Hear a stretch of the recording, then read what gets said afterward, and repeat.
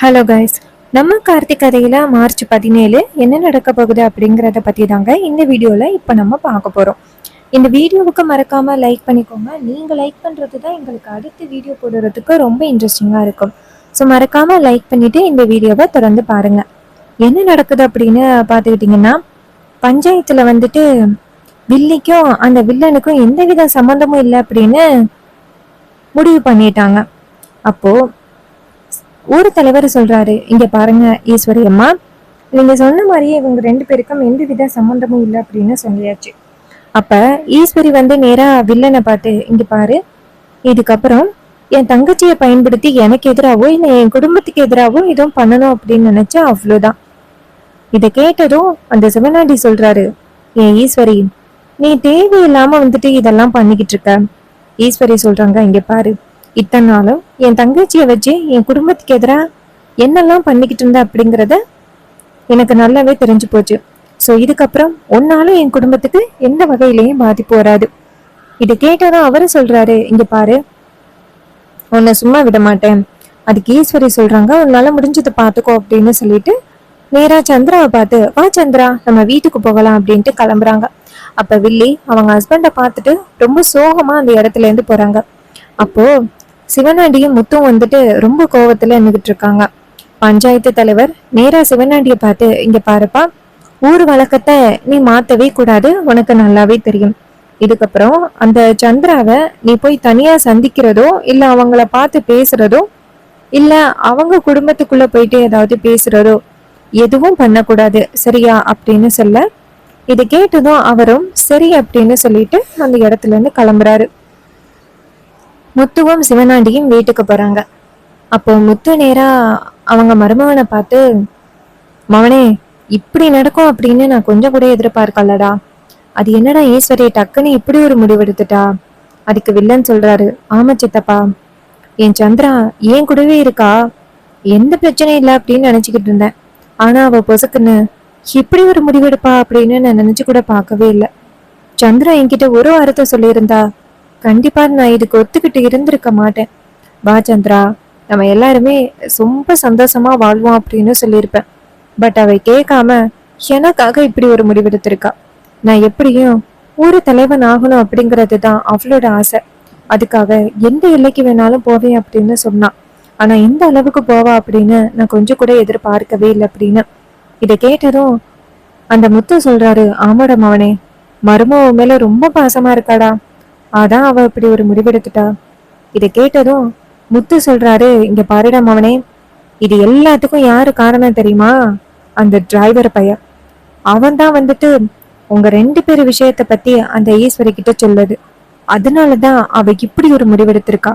இது எல்லாத்துக்கும் முக்கிய காரணம் அவன்தான். அவனை சும்மாவே விடக்கூடாதுடா. அதுக்கு வில்லன் சொல்றாரு, ஆமா சித்தப்பா, என்னையும் சந்திராவையும் பிரிச்ச அவனுக்கு நான் முடிவு கட்டாம இருக்க மாட்டேன் அப்படின்னு சொல்றாரு. அப்ப நம்ம ஹீரோ என்ன பண்றாருன்னா, நேரா வீட்டுக்கு போறாங்க. வீட்டுல உள்ள எல்லாரும் வீட்டுக்கு வராங்க. அப்ப ஈஸ்வரி நேரா சந்திராவை பார்த்து, சந்திரா, நீ இங்கேயே நில்லு, நீ ரொம்ப பெரிய விஷயத்துல இருந்து வெளியில வந்திருக்க. சோ உனக்கு நான் ஆரத்தி எடுத்துதான் வீட்டுக்குள்ள வரவேற்கணும் அப்படின்ட்டு. ரேவதி சொல்றாங்க, அம்மா ஒரு நிமிஷம் இருங்க. இப்ப என்ன, சித்தி அத்தனை பேருக்கு முன்னாடி அவருக்கும் இவங்களுக்கும் எந்தவித சம்பந்தமும் இல்லை அப்படின்னு சொன்னதோட உங்க தங்கச்சி திருந்திட்டாங்க அப்படின்னு நீங்க நினைச்சுக்கிட்டு இருக்கீங்களா? இங்க பாருங்கம்மா, சித்தி ஏதோ பெரிய திட்டத்தோட தான் மறுபடியும் இந்த வீட்டுக்குள்ள வந்திருக்காங்க. இங்க பாருங்க சித்தி, நீங்க வேணும்னா அம்மாவை ஏமாத்தலாம், ஆனா எங்க யாரையும் உங்களால ஏமாத்த முடியாது. அம்மா அந்த அளவுக்கு ரொம்ப இன்னசென்ட், உங்க மேல அவ்வளோ பாசத்தோட இருக்காங்க. அதனாலதான் யாரு என்ன சொன்னாலும் அதை பெரிய விஷயமா எடுத்துக்காம உங்க மேல அவ்வளோ நம்பிக்கையோட மறுபடியும் வீட்டுக்குள்ள கூட்டிட்டு வந்திருக்காங்க. இங்க பாருங்க சித்தி, உங்க நாடகத்தை இதோட நிப்பாட்டிட்டு கிளம்பிருங்க. ஈஸ்வரி சொல்றாங்க, ரேவதி என்ன பேசுற? சந்திராவை பார்த்து இப்படி பேசாத. அத்தனை பேருக்கு முன்னாடி சந்திரா எனக்காக எவ்வளவு பெரிய தியாகத்தை பண்ணிட்டு வந்திருக்கா, அவளை போயிட்டு இப்படி பேசுற? இதை கேட்டதும் வில்லி சொல்றாங்க, இங்க பாருக்கா, உன் மேல வச்சிருக்க பாசம் யாருக்கும் புரியாதுக்கா. அவங்கெல்லாம் புரிஞ்சுக்கணும் அப்படின்னு அவசியமும் இல்லை, நான் எதிர்பார்க்கவும் இல்லை. நீ என் மேல பாசம் வச்சிருக்கியல்ல, எனக்கு அது போதும், வேற எதுவும் தேவையில்லக்கா அப்படின்னு. இதை கேட்டதும் ஈஸ்வரி சொல்றாங்க, சந்திரா, இவங்க யாரும் ஆ- ஆரத்தி எடுத்துட்டு வர மாதிரி எனக்கு தெரியல. நானே போய் ஆரத்தி எடுத்துட்டு வரேன் அப்படின்னு போக மீனாட்சி அந்த இடத்துக்கு ஆரத்தி எடுத்துட்டு வராங்க. ஆரத்தி எடுத்துட்டு வந்துட்டு ரெண்டு பேருக்கும் ஆரத்தி எடுக்கிறாங்க. எடுத்துட்டு வீட்டுக்குள்ள வாங்கம்மா அப்படின்னு சொல்ல அவங்க ரெண்டு பேரும் வீட்டுக்குள்ள வராங்க. அவங்க வந்ததும் ஈஸ்வரி நேரா மீனாட்சியை பார்த்து, மீனாட்சி, உங்களுக்கு புரியுது நான் எந்த அளவுக்கு என் தங்கச்சி மேல பாசமா இருக்கேன் அப்படின்னு. ஆனா இந்த வீட்டுல உள்ள யாரும் புரிஞ்சிக்கவே மாட்டேங்கிறாங்க. அதுக்கு அவங்க சொல்றாங்க, இங்க பாருங்கம்மா, கொஞ்ச நாள் ஆகுமா எல்லாரும் புரிஞ்சுக்கிறதுக்கு. இதை கேட்டதும் ஈஸ்வரியும் சரி அப்படின்னு சொல்றாங்க. அதுக்கப்புறம் சந்திரா சொல்றாங்க, அக்கா, நான் எப்பவுமே உனக்கு நேர்மையாதான் அக்கா இருப்பேன். நான் அப்படியெல்லாம் பண்ணதுக்கு என்ன காரணம் அப்படிங்கிறத நான் உன்கிட்ட சொல்லிட்டேன். அது எல்லாத்துக்குமே இந்த இந்த டிரைவர் பையதான் காரணம். அவனை எப்படியாவது இந்த வீட்டை விட்டு துரத்தணும்.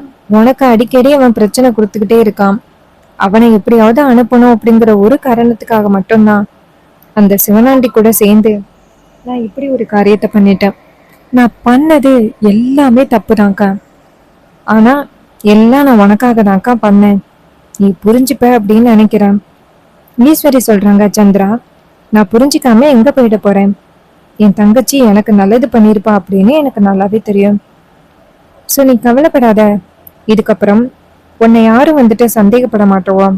இதை கேட்டதும் வில்லியும், சரிக்கா, சரி நான் போயிட்டு ரெஸ்ட் எடுக்கிறக்கா அப்படின்னு சொல்ல ஈஸ்வரியும் சரி அப்படின்னு சொல்றாங்க. வில்லி அந்த இடத்துல இருந்து போனதோட ஈஸ்வரி வீட்டுல உள்ள எல்லாருமே கூப்பிடுறாங்க. எல்லாரும் ஒரு நிமிஷம் இங்க வாங்க. எல்லாரும் அந்த இடத்துக்கு வராங்க. வந்ததும் ஈஸ்வரி சொல்றாங்க, இங்க பாருங்க, இங்க எல்லாருக்குமே தெரியும் என் தங்கச்சி சந்திரா எவ்வளவு பெரிய முடியா எடுத்துட்டு வந்திருக்கா அப்படின்னு. சோ அவளை யாரும் இனிமே எந்த வகையிலயும் பேசக்கூடாது, திட்டக்கூடாது. இது கேட்டதும் ராஜா சொல்றாரு, இங்க பாரு ஈஸ்வரி, உன் தங்கச்சி இப்படி பண்றது எல்லாமே ஒரு அப்பட்டமான நாடகம் அப்படிங்கிறது உனக்கு தெரியுதா இல்லையா? அவ எப்படியாவது மறுபடியும் இந்த வீட்டுக்குள்ள வரணும் அப்படிங்கிறதுக்காக, அவ தான் புருஷன் போனாலும் பரவாயில்ல அப்படிங்கிறதுக்காக அப்படி ஒரு முடிவெடுத்திருக்கா. ஆனா நீ இன்னும் அவளை நம்பிக்கிட்டு இருக்க. இங்க பாரு ஈஸ்வரி, உன்னை அவ நல்லாவே ஏமாத்த போறான்னு ஞாபகத்துல வச்சுக்கோ. ஈஸ்வரி சொல்றாங்க, இங்க பாருங்க, என் தங்கச்சி என்னை எப்பவுமே ஏமாத்த மாட்டா, அந்த நம்பிக்கை எனக்கு இருக்கு. நீங்க யாரும் இதுல தேவையில்லாம தலையிடாதீங்க. உங்க எல்லாருக்கிட்டையும் ரொம்ப முக்கியமான ஒரு விஷயத்த சொல்றதுக்காக தான் கூப்பிட்டேன். இனிமே என் சந்திராவை பத்தி யாரும் என்கிட்ட குறை சொல்லக்கூடாது.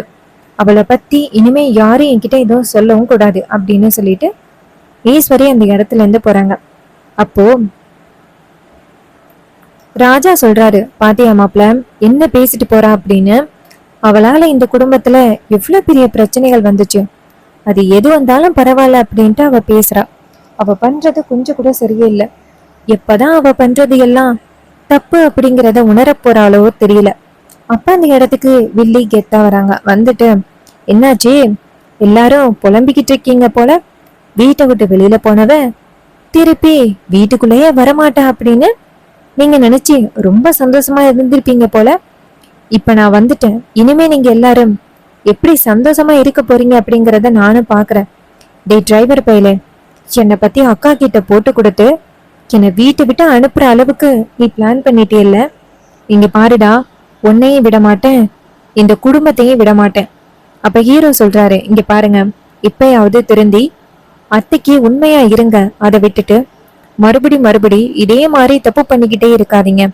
அதுக்கு வெள்ளி சொல்றாங்க, இங்க பாரு, நான் இந்த வீட்டுக்குள்ள இருக்கிறதே என் அக்காவை எப்படியாவது இந்த ஊர் தலைவர்லேருந்து போக்கிட்டு ஏன் புருஷனை நம்பர் 1 ஆக்கணும் அப்படிங்கிறதுக்காக தான் நான் இங்க இருக்கேன்.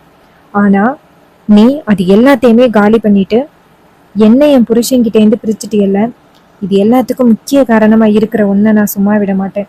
அப்ப ஹீரோ சொல்றாரு, அம்மா தாயே, இதே மாதிரி நீ யோசனை பண்ணிக்கிட்டு உன்னோட லைஃபை நீ ஸ்பாயில் பண்ணிக்கிட்டு இருக்க. அதை கொஞ்சம் யோசிச்சு பாரு. வில்லி சொல்றாங்க, என்னை பொறுத்த வரைக்கும் என்னோட லைஃப்ல ரொம்ப முக்கியம் அப்படின்னா என் புருஷனை தலைவன் ஆக்கணும். அதுக்காக நான் எந்த எல்லைக்கு வேணாலும் போவேன். அதை தான் நீங்க நேத்து பார்த்திருப்பீங்க. அதுக்கான சின்ன சாம்பிள் தான் இந்த பஞ்சாயத்துல நடந்தது. இதை கேட்டதும் ராஜா சொல்றாரு, பாத்தியா மாப்ள, இவெல்லாம் திறந்துறதுக்கு துளி அளவு கூட வாய்ப்பே இல்லை. அதுக்கு சந்திரா சொல்றாங்க, மாமா, கண்டிப்பா அக்காக்காரிய தலைவர் பதவியிலேருந்து எடுக்கிறது தான் என்னோட வேலை. இங்க பொறுத்திருந்து பாருங்க அப்படின்னு. இது கேட்டதும் அவரு சொல்றாரு, உனக்கெல்லாம் கொஞ்சம் கூட மனசாட்சியே இல்லை அப்படின்னு சொல்லிட்டு பேசுறாங்க. அதுக்கு சந்திரா சொல்றாங்க, உங்க யாருக்கும் தான் மனசாட்சியே இல்லை, என்ன என் புருஷன்கிட்ட இருந்து பிரிச்சிங்கல்ல அப்படின்ட்டு. அப்ப வில்லி சொல்றாங்க, இங்க பாருங்க, என் புருஷன்கிட்ட இருந்து குடும்பமே சேர்ந்து என்னை பிரிச்சுட்டீங்கல்ல, உங்க எல்லாருக்கும் நான் தரமான ஒரு பதிலடியை கொடுக்க போறேன், வெயிட் பண்ணுங்க அப்படின்னு சொல்லிட்டு வில்லி அந்த இடத்துல இருந்து போறாங்க. அப்ப ராஜா சொல்றாரு, பாத்தீங்களா மாப்பிள்ள, எவ்வளவு தெனாவட்டா பேசிட்டு போறா அப்படின்னு, அவ பண்றது எல்லாமே தப்பு, ஆனா நான் செய்யறது மட்டும்தான் சரி அப்படின்ட்டு என்ன ஆட்டம் போட்டுக்கிட்டு இருக்கா பாத்தீங்களா. அப்ப ஹீரோ சொல்றாரு, மாமா ரொம்ப நாள் ஆட முடியாது, அவங்க ஹஸ்பண்டை பார்க்க போகும் பொழுது நாங்க வீடியோ எடுத்து அத்தைக்கிட்ட கொடுத்துருவோம், ஸோ அப்ப வந்துட்டு அவங்க சிக்கிதானே ஆகணும்.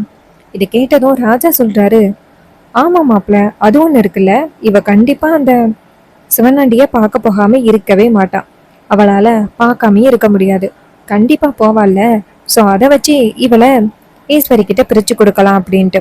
அப்போ நம்ம ஹீரோ என்ன பண்றாருன்னா, சரிங்க மாமா நான் கிளம்புறேன், எனக்கு ஒரு முக்கியமான வேலை இருக்கு அப்படின்ட்டு. இன்னொரு பக்கம் வில்லி என்ன பண்றாங்கன்னா, அவர்கிட்ட நம்ம மன்னிப்பு கேட்டே ஆகணும், அவரை போய் நம்ம நேரடியா சந்திச்சு அவர்கிட்ட நம்ம மன்னிப்பு கேட்டுருவோம் அப்படின்னு சொல்லிட்டு நேரா கிளம்புறாங்க. நேரா சிவனாண்டியை பாக்குறதுக்காக போறாங்க. அப்ப மயிலே நேரா ஹீரோ கிட்ட, சகல நம்ம எதிர்பார்த்த மாதிரியே அவங்க அந்த சிவனாண்டியை பார்க்க போறாங்க, இத அத்தை கிட்ட நிரூபிக்கலாம் அப்படின்னு சொல்ல, உடனே அவரும் சரி அப்படின்ட்டு 2 பேரும் சேர்ந்து கிளம்புறாங்க. வில்லி நேரா வந்துட்டு சிவனாண்டியோட வீட்டுக்கு போறாங்க. அங்க சிவனாண்டியோட அம்மா எல்லாரும் இருக்காங்க. வில்லி நேரா அங்க வாசல்ல நின்றுட்டு, என்னங்க இருக்கீங்களா அப்படின்னு சொல்ல, சிவனாண்டி வெளியில வந்துட்டு, சந்திரா நீ இப்படி ஒரு முடிவெடுப்ப அப்படின்னு நான் கொஞ்சம் கூட எதிர்பார்க்கவே இல்லை, ஏன் சந்திரா நீ இப்படி ஒரு முடிவெடுத்த, உன்னை விட்டு என்னால இருக்க முடியுமா அப்படின்னு. அப்ப சந்திரா சொல்றாங்க, என்னங்க இதெல்லாம் நான் எதுக்காக பண்ணேன் அப்படிங்கறது உங்களுக்கு தெரியாதா, என் அக்காக்காரிய பழி வாங்கணும் அப்படிங்கறதுக்காக தான் இந்த ரிஸ்க் இந்த அளவுக்கு நான் எடுத்திருக்கேன். இது எல்லாத்துக்கும் யாரு தெரியுமா காரணம், அந்த டிரைவர் பையன், அவனை நான் சும்மாவே விடமாட்டேன் அப்படின்னு. அதுக்கு சிவனாண்டி சொல்றாரு, ஆமா நம்ம இது எல்லாத்துக்குமே காரணம் அந்த டிரைவர் பையன் தான், அவன் தான் இப்படி ஒரு காரியத்தை பண்ணி என்னையும் சந்திராவையும் சிக்க வச்சுட்டான் அப்படின்னு. அதுக்கு அந்த சிவகாமி சொல்றாங்க, அப்படிதான் சொல்றீங்க, ஆனா எதுவுமே உண்மையை கண்டுபிடிக்கிற மாதிரி தெரியலையே. அதுக்கு வெள்ளி சொல்றாங்க, இங்க பாருங்கத்த, அதுக்குதான் நான் மறுபடியும் வீட்டுக்குள்ள போயிருக்கேன் அப்படின்னு.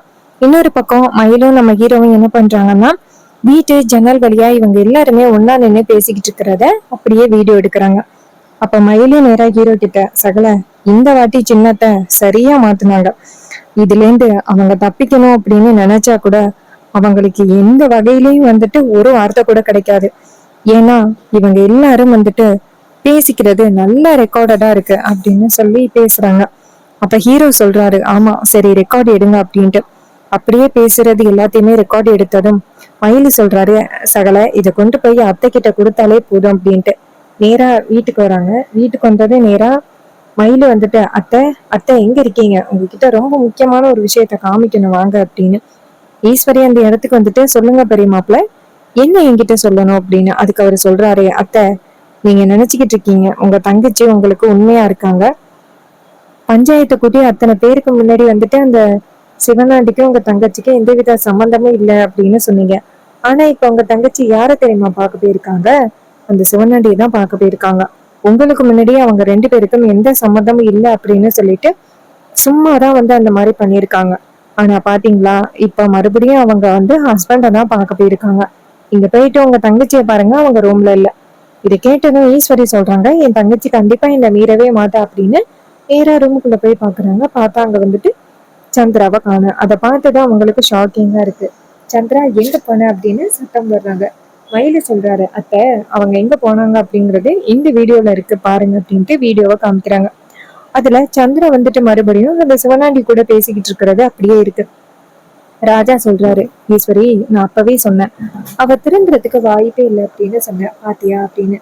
இது கேட்டதும் ஈஸ்வரி ரொம்ப ஷாக் ஆகுறாங்க. ஸோ இந்த கதை உங்களுக்கு பிடிச்சிருக்கா, இந்த கதை பிடிச்சிருந்துச்சுன்னா இந்த வீடியோவுக்கு மறக்காம லைக் பண்ணிக்கோங்க. நீங்க லைக் பண்றது தான் எங்களுக்கு அடுத்த வீடியோ போடுறதுக்கு ரொம்ப இன்ட்ரெஸ்டிங்கா இருக்கும். ஸோ மறக்காம லைக் பண்ணிட்டு இந்த வீடியோவை தொடர்ந்து பாருங்க.